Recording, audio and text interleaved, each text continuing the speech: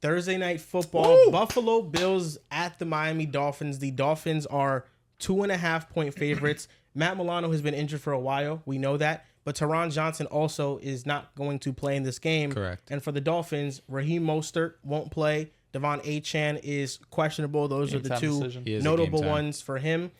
What do you guys think? I'm going to be transparent. This one was the one that I really had difficulty with, but did come to a conclusion. I am going with Miami in this situation because they are the home team. We are not shocked. No, agreed. But I did say this to Joel, and I'm keeping it fair and honest. If the Dolphins lose this game, regardless of the outcome, the next time around, I will pick the Buffalo Bills. When do they play? Win or lose. Oh, that's later in the year? Yeah, it is later. It is later. But win or lose, I will be choosing the Buffalo Bills.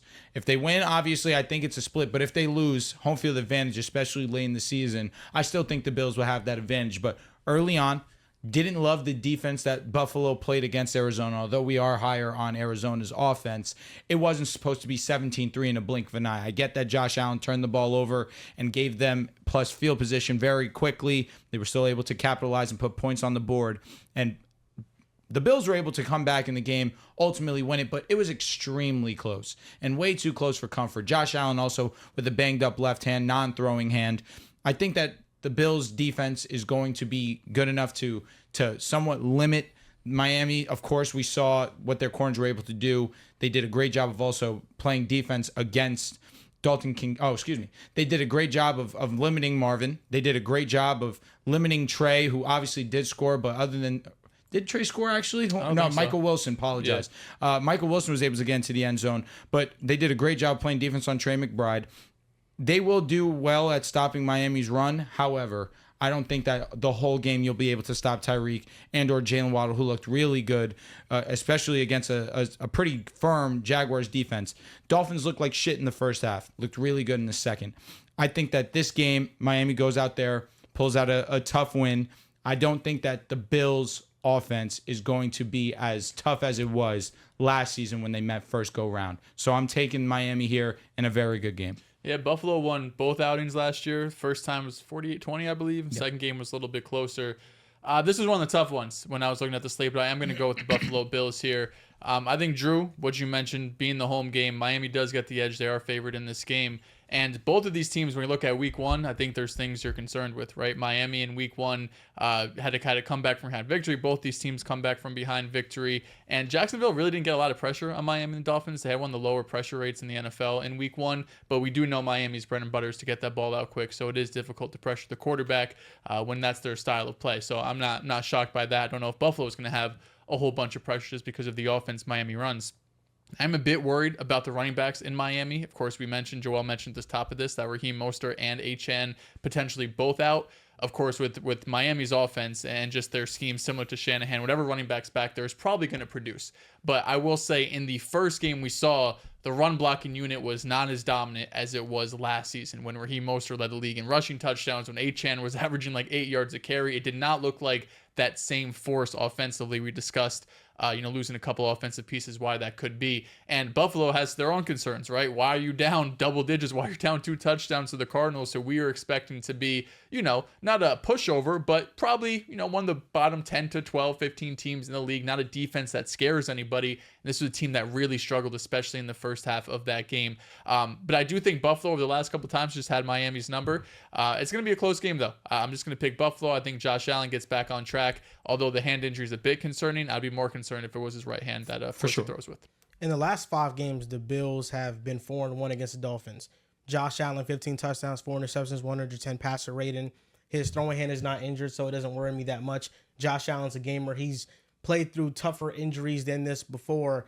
The Miami Dolphins allowed almost 5 yards per carry to Jacksonville Jaguars running backs. Tank Bigsby made up most of that. ETN fumbled in the red zone, and that's what cost the Jaguars the game. ETN wasn't as efficient. I think the key for this game is going to be the defensive line for the Bills.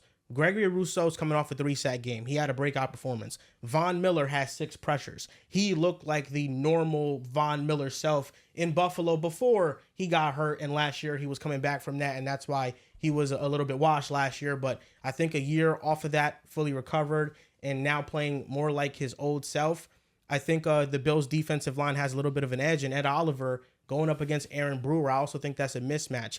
The key for the Buffalo Bills is that their defense, I think Teron Johnson's a huge loss, and I don't want to understate that. But their defense, they're going to let Tua pepper the short areas of the field. Their bread and butter on defense is not allowing explosive plays. And I thought the Dolphins, when the Jaguars played them defensively in week 1, they looked very muddy. I mean, the Dolphins won the game off of their explosive plays because the Jaguars played an ultra-aggressive style. But can they have those two explosive plays against the Buffalo Bills? I don't know if that's going to happen. I'm leaning with the Bills in this game. I think this game is uber important for both teams. For sure. This could decide the division later on in the season. And I'm going to go with the Buffalo Bills. Prime time, night game. Sun isn't going to be beaming. And I think the defense will play well, and I think their offense will play well because I don't think the Dolphins' defense, their secondary, didn't play that great against Jacksonville. In the first half, their offense was amazing. And Jacksonville has something to figure out because I think they switched play callers at each half. Shit, that game was very much a trip. Thursday night, sun won't be beaming. That actually won't be the sun. Yeah, no excuses. That's a big difference. Yeah, scorching right over there. So it's gonna be nice. It's gonna be dark out. It's gonna be a nice little vibe. I like what you said. I think Buffalo's defensive line, I think that's really the key. And I think the reason Rod Gregg was able to have such a big game is because Von Miller is back to his normal self. Von Miller is able to get to the quarterback. He talked about it. He was like, he got a sack for the first time in such a long time. He felt so good about it. He felt excited about it, because Von has been, struggling with the washed allegations. It definitely hasn't been himself. But that game, he was too pretty good for that. Yeah, he was pretty good, and Greg was able to bounce off that. Teron Johnson is definitely a huge loss. I love him as a corner. I think he's one of our best defensive players on the team. And him, Rasul Douglas, Christian Benford, they make up a nice, solid trio right there. And not having Teron in a matchup like this is really important.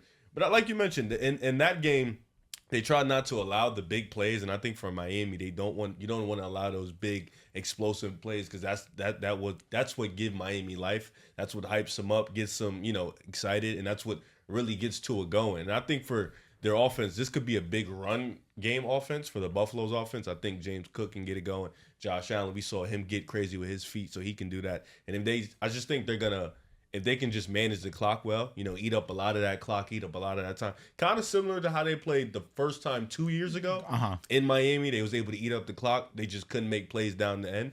If they can do that in this game, eat up the clock, make big plays, timely big plays like they did with Arizona with the big Keon Coleman play or the Khalil Shakir Yak play, if they can just do that in spots, take up a lot of the time, I think they can get this win. So I got Buffalo. One thing I'm looking forward to also is we saw Teron Armstead put up an amazing performance versus the Jaguars.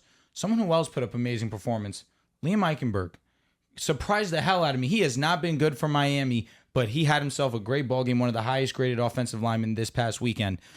I'm interested to see how the offensive line looks against a notch up when it comes to a pass rush. Of course, we saw Trayvon Walker, and he definitely was leaving his impact on the game. But when you have multiple guys like Greg Rousseau, and you have, of course, Von Miller now, if he's back to form, which obviously the game would love. Von Miller's a NFL legend, and it was pretty shitty to watch him struggle last season. But when he is healthy, he is a difference maker. And of course, it was week 1 going up against the Arizona Cardinals, but Von Miller deserves that respect and at least a little bit of a pass on playing for one down season. But if this offensive line goes out there and performs again similarly how they did perform against the Jaguars, it allows all Dolphins fans to have a little bit of sense of optimism moving forward. Because last year when they went up against Buffalo, when they went up against all good teams, one of the main issues that kept on happening was the offensive line giving up too many sacks and getting a lot of pressure on Tua. And although Tua is one of the best quarterbacks against the blitz, sometimes there's just not much that you can do, especially when you're taking sacks.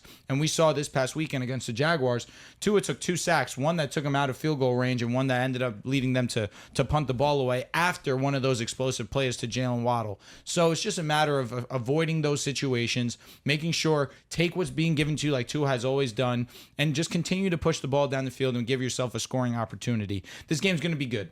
And again, I see a route where both teams win. But again, it's early on in the season. I don't love what I saw from the Buffalo Bills against the Arizona Cardinals, although they did put it together. Same could be said for Miami. It's just their pass offense can still thrive against anyone, I believe. You got John? It's hard for me to go up against Josh Allen and not pick him in this matchup for me personally. Fair. I was impressed last week with Buffalo, find themselves down 17-3 versus the Cardinals, and then making their way back into winning that game. And a little bit of a stat head statistic for you. Josh Allen is 6-1 versus Tua in his career, and Tua versus Buffalo has a negative touchdown interception ratio, 6 touchdowns and 7 INTs. I think for this Buffalo defense, losing Teron Johnson's a huge loss because that secondary is really going to be the best way they can contain this Dolphins offense. But I think this game being at 8 o'clock, like you mentioned, is going to be a big difference, and that's why I'm more comfortable leaning with Buffalo because they're not going to have the sun beaming on them. So I think it's a close game, but I have to go with the Bills being able to win a close game. If it was a 1 o'clock game, I would have been a lot more teetering Absolutely. with John, Miami. why the hell did you pick Carolina last week? I meant to ask you that. We'll get to them later. He likes Bryce Young, that's why.